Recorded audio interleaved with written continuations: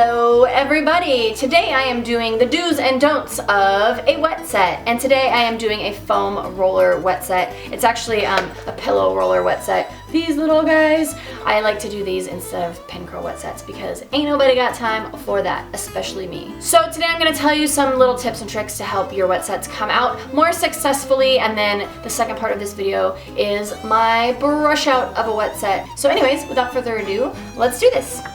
Okay, so to start with, I have brushed out my hair. My hair is really frizzy right now. So you can start one of two ways when you are doing pin curls, wet set pin curls. You can either start with your hair damp, like if you want to go straight out of the shower, you can pin your hair that way, or you can start with your hair dry. So if you start with your hair damp, you want to make sure that your hair is not too wet. So mostly blow dry your hair, and then you're going to still do all the same steps that I'm doing right now, but having a little bit more dampness kind of set up here, and having fresh, clean hair will actually help your curls last longer. So today, like I said, I am just going to do a dry, or a set from my hair being dry. I am going to dampen it as we go. So the products that you are going to need for this today are sponge rollers. These are little square ones that sort of twist. I advise not to use the little pink ones with the plastic clip that kind of goes that way because they really dent your hair, but if that's all you have, no problem. You can also just use strips of rags, or if you want to be really adventurous, you can pin curl just using nothing and just curling up the hair, but I am not that adventurous, so I use these. You can get them at like CVS or Walgreens. They're really inexpensive. You're also going to need a setting spray. Today I'm using Costco Murphy setting spray. I've actually found out that this is actually discontinued. I used to get it on Amazon. So you can also use either this Malin & Getz Sage Cream, Styling Cream, or Suavecita Grooming Spray. These are both setting spray, setting cream. It just depends on if you prefer a cream or a spray. This one smells super awesome, more salon-y smelling, and this one has a more sort of herby, hippie kind of smell to it. Not so hippie, not like Aveda hippie, but these are the two other products that I use to set my curls. This is still my favorite, but unfortunately it is discontinued. Another thing that you might need is something to smooth your hair once your curls come out, and you can either use a hair pomade or a hair oil. This is Awapuli Wild Ginger by Paul Mitchell, and this is Lady Luck hair pomade by Big Slick Pomade. I'm not going to show you the brush out today. That will be in my second video, but if you need something to smooth your curls and make them not so frizzy, you can use one of these products. We'll talk about them later. You also need a comb, and that's it. Let's do this. Okay, so to start with, you want to get nice even sections. You don't want them too small. If they're too small, your curls will end up being super poodly and super frizzy. So I'm taking actually just a little bowl that is full of water and just dipping my fingertips in, and then I'm just gonna sort of run the water down through my hair. It's the most important that you get it in the ends because those obviously are where you want to be most curly. You don't want to saturate, so you can see my hair is not crazy wet. If it's too wet, it won't dry, and then you end up with curls that will not work when you take them out of the rollers.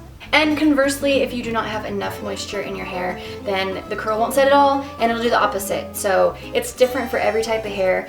Play with what feels right and what gives you the best curls in the end. So now I'm going to give a little spritz of my setting spray after I do the water, and I'm doing the setting spray section by section instead of spraying my entire head because that's going to give it its most potency.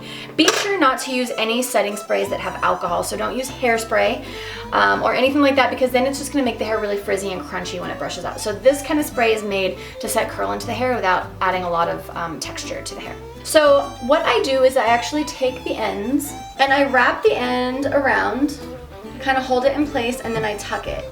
And I do this first to make sure those ends are completely tucked under. If you have any of these ends that are crimped, you're going to end up with crimped ends when you take these curls out, and then you're not going to get nice smooth curls at the bottom. You're going to have weird crimpy bottoms, and then when you start to try to brush them, they're going to look insane. So I rolled that up, and then I just twisted the little top, and that is section number 1. Are you with me? Yeah, I love you. I love you. Have fun.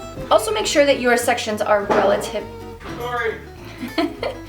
Also make sure that your sections are relatively even. The more even you get your sections, the better they will look when they're all brushed out. And wrap them in the same direction for each roll, because that will be the same when you brush them out. They will be more pretty, and they will lay together, and they will look like nice vintage curls.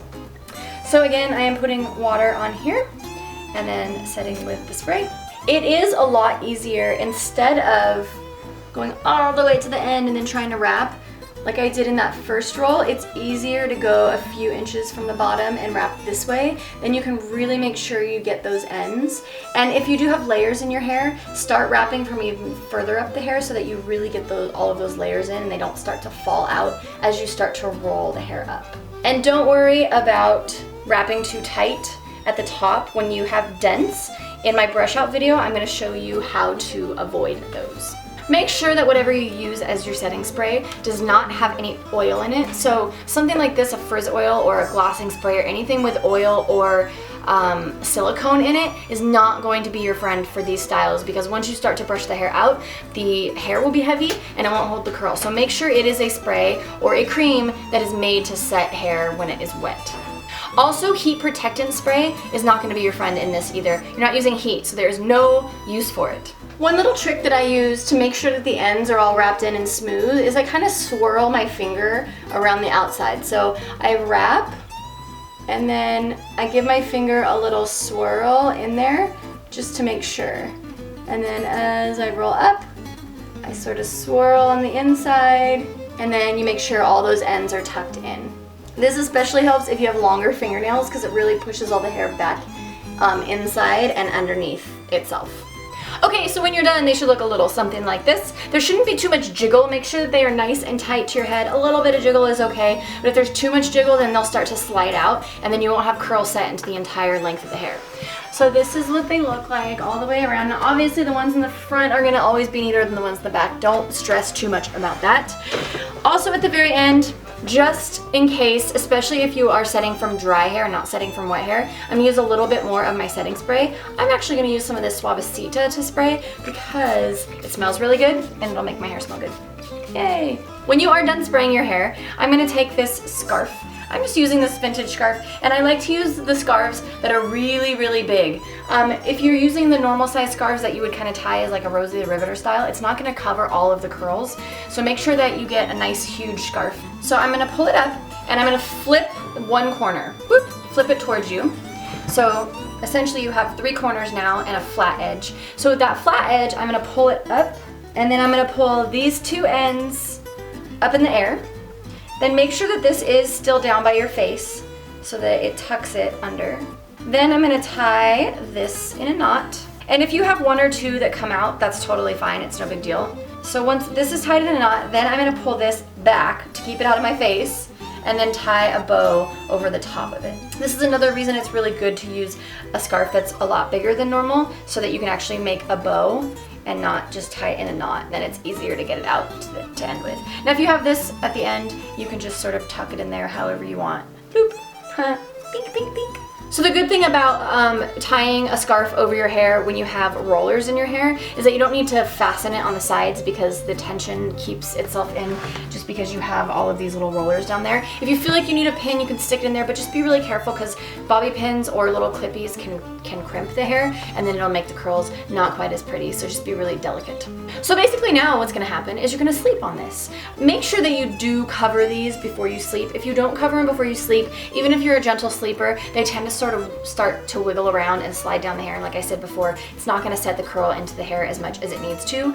Another thing that you can do also is heat set the hair now that they're in this. So if you don't want to sleep overnight, if you don't have that much time, you can either use a bonnet dryer, you can use the soft plastic ones or the ones that they have in a salon, or you can just use a blow dryer. If you're going to use a blow dryer, definitely do put a scarf on your head because the blow drying, just the air is going to make the hair blow all around crazy and it's going to make your hair super frizzy. So put this on your hair first and then blow dry over the top of it, and this will actually hold the heat from the blow dryer in so it'll dry a little bit faster. I can't really recommend a time it'll take because it's different for everybody, so just test your hair and see, maybe just test one little curl first to see how long it takes to dry by using the blow dry method. If you don't want to use those methods and you just want to sleep on them, which tends to be the easier way to go, just sleep on them all night and then in the morning we will take them out and style them, and that is going to be my second part to this video, which is going to be brushing out a wet set. So hopefully you guys learned some stuff in this video. You're gonna learn even more in the next video,